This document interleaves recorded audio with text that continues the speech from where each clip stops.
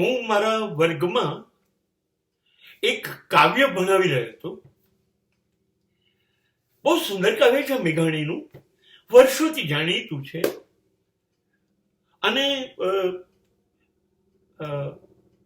એટલું બધું પ્રચલિત છે.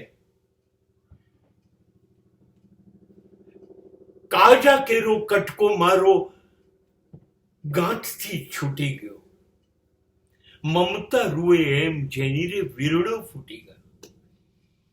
આ પૃથ્વી ઉપર પુરુષ રડે એવું બહુ નથી બનતું.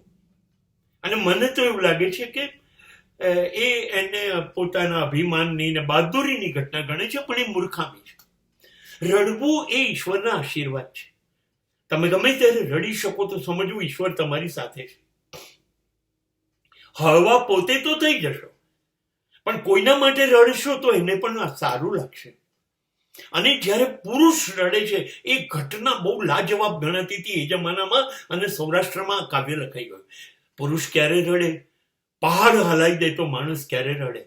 હજારોના માથા વધેરી નાખતો માણસ ક્યારે રડે? જ્યારે દીકરી એને મૂકીને જાય ત્યારે. પુરુષ માટે આ ઘટના લાજવાબ હોય છે. એ રોજ દીકરી માટે કશું નથી કરતો હતો. બાપ દીકરી માટે રોજ કશું નથી કરતી. દીકરી જિંદગીનો સૌથી વધુ સમય માં સાથે હોય છે.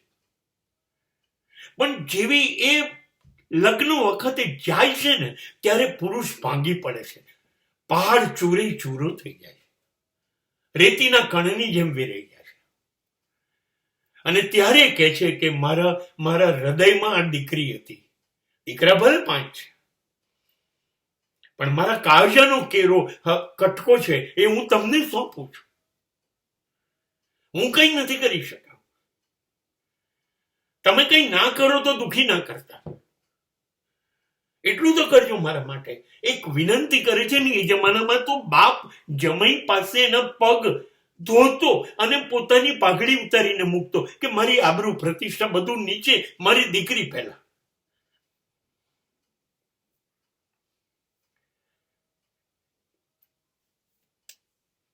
આ ઘટનાની હું વાત કરું છું.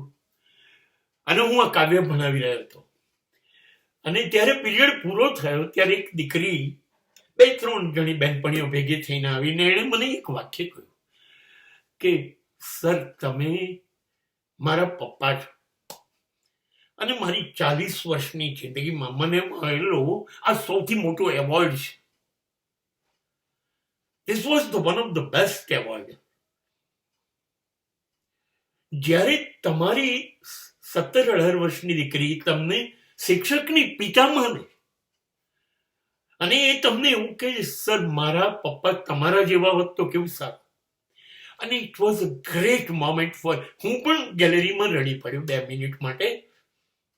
મને આ ઘટના મારા મહત્વની નથી. મારે એ કહેવું છે કે બાપ ચૂક્યો ક્યાં?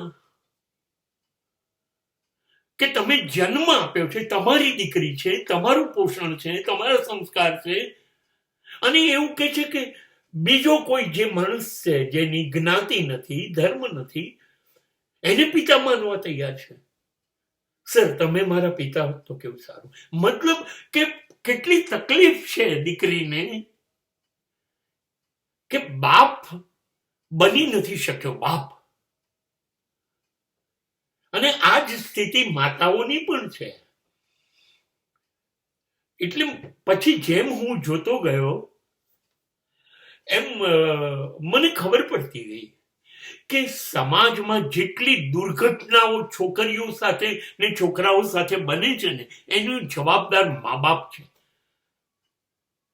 એ બિચારા એટલી નાની ઉંમરના છે, 17-18 વર્ષ. શરીર તો વિકસે છે, મન અને હૃદયની લાગણીઓ એકદમ ઓગળી ગઈ છે. એમને ખબર નથી પડતી અમારે શું કરવું જોઈએ. એકલા લાગણીનું પોટલું છે. ગભરાઈ ગયા છે. બધું નવું થાય છે તો શરીર બદલાય, વિચાર બદલાય, લાગણીઓ બદલાય. અને એ વખતે મા બાપ જો એની લાગણીઓની કદર નથી કરતા તો બહાર તો કોઈ એનું છે નહીં, તો એને લાગે છે આ લોકો બી મારા નથી, આ મારા દુશ્મન છે. મા બાપોએ પહેલે આ 17-18 વર્ષની ઉંમરને સંભાળી લેવાની જરૂર છે. કમલ હસનનું એક પિક્ચર હું જોતો હતો,